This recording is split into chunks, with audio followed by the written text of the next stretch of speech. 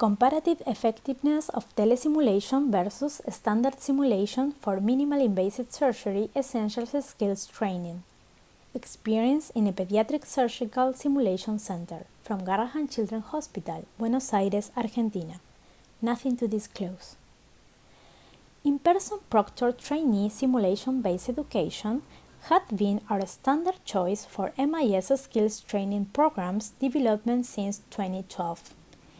In the context of the COVID-19 pandemic and social distance protocols, we adapted the curricula to a telesimulation essentials skills training model, which was reported in IPEC 2021. The aim of this presentation is to evaluate the comparative effectiveness of our telesimulation versus standard simulation for MIS essentials skills training. Both standard and tele-essentials skills training module included academic lectures, tutorials for ergonomics, and 7 performance tasks.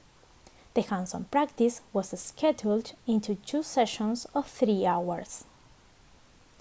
We randomly selected 20 participants' assessments from different institutions for each group.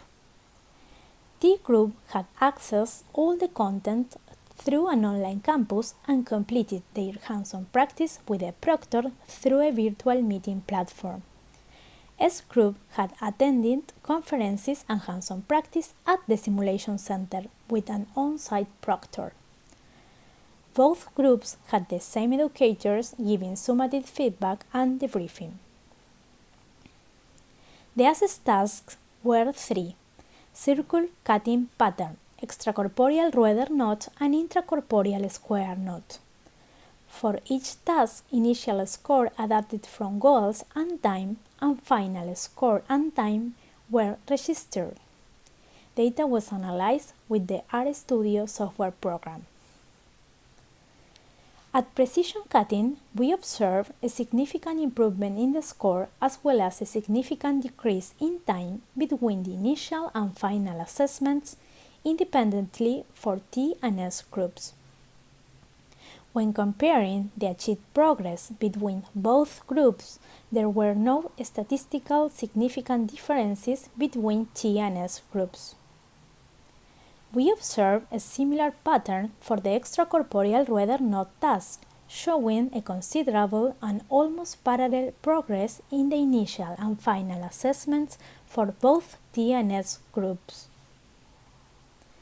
And at the square knot task, the result structures repeated from the improvement of the score and decrease in time. The comparative outcomes were relatively symmetric for T and S group after practice. For discussion, we observed statistically significant improvements in the scores and decrease in times for all the assessed tasks in T and S groups. The comparative progression observed in T and S groups were also effective and accounted almost parallelly.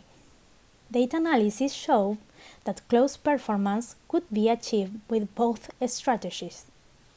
This may support and highlight the capability of telesimulation to provide educational benefit and MIS essentials skills training to learners who didn't have direct access to on-site simulation resources within a proctored training program.